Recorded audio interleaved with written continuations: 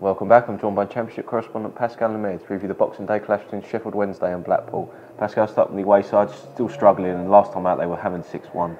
Yeah, I mean, they went into that game actually doing okay. They were unbeaten in 4 with 3 draws and a win, but yeah, obviously it was a top versus bottom clash, and no one really picked Blackpool to win that game given how Bournemouth are just playing really well at the moment. And yeah, but to lose 6-1 is just so disappointing. And obviously Lee Clark said afterwards he apologised to the supporters, but some of the goals they conceded were just awful, and you could really see the golfing class between top and bottom. The first goal, Joe Lewis, he definitely should have saved that Matt Ritchie shot, and then the penalty they gave away as well was just a silly challenge from OD. It was quite soft, but even so, I don't know what he was thinking challenging like that. And yeah, they're still down right at the bottom, a long way from safety still, and you look at teams above them, Brighton and Wigan in the bottom 3 with them, they're both struggling as well, but Rotherham beat Wigan, that was a big win for Rotherham, and Millwall are up there. There's still a long way to go if they're going to have any chance, and their away form has been terrible. They've had 2 wins and they've both come at home, so they haven't won away from home yet this season, and yeah, all signs point to relegation, unfortunately, for Blackpool fans. Talking about Blackpool, they got hammered last time out. Sheffield Wednesday, also a terrible result, lost 4-0 at Fulham.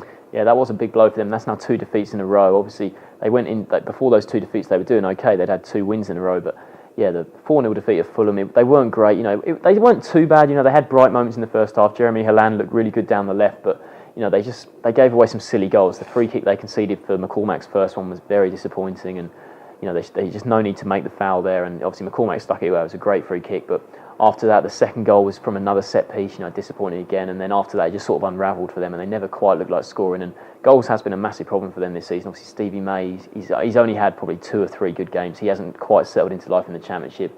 Nuhiu, the other striker, he has his on-off days as well. And I think Stuart Gray might need to go looking for a striker in January. But their home form has been worrying. They've actually played better away from home, so it's surprising to see them lose 4-0 at Fulham, because they've had really bad home form. And Blackpool, who they play in this one, that's the only team who've got worse home form than Sheffield Wednesday. So yeah, they'll want to get a win at home here, and obviously most people will be picking them to do so.